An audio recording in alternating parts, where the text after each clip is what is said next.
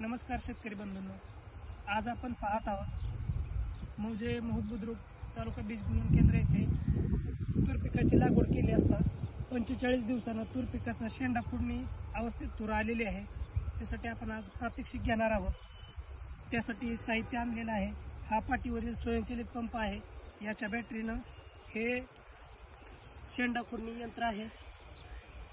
याला पाठीवरील पंपाला जोडून आपण हे प्रात्यक्षिक घेणार आहोत।